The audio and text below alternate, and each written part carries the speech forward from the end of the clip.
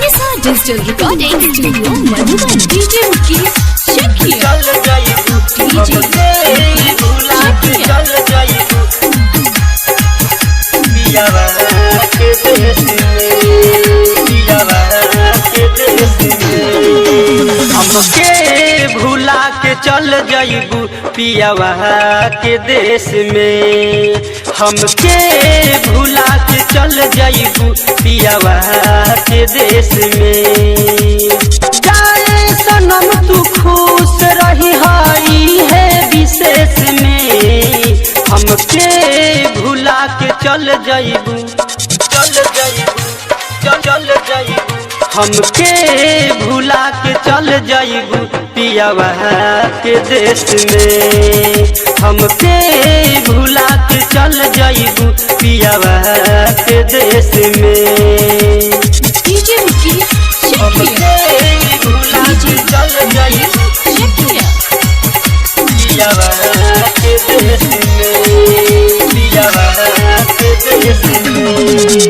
कहले बालोग दीवाना अब बेगाना कही हो, जिंदगी कटी वियोग में आंसू आँख में रही हो, आँख में रही हो। कहले बालोग दीवाना अब बेगाना कही हो, जिंदगी कटी वियोग में आंसू आँख में रही हो, आंसू आँख में रही हो। जिंदगी तो हर खुशी में हमर कटी कलेस में, हमके भुला के चल जाइबू पियावा के देश में, हमके भुला के चल जाइबू पियावा के देश में। डीजे मुकेश हमके भुला के चल जाइबू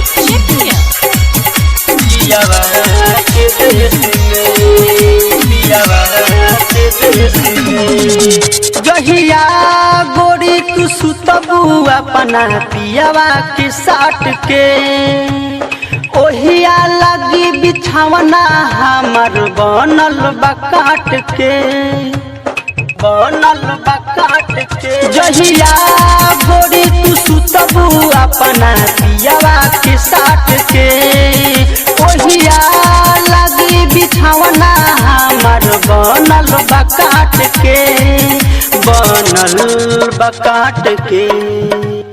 कहे सुरेश दीवाना कमी का रहे दिनेश में, हमके भुला के चल जाइबू पियावा के देश में, हमके भुला के चल जाइबू पियावा के देश में, हमके भुला के चल जाइबू, चल जाइबू, चल जाइबू हमके भुला के चल जाइबू पियावा के देश में, हमके भुला के चल जाइबू पियावा के देश में। निशा डिजिटल रिकॉर्डिंग स्टूडियो मधुबन।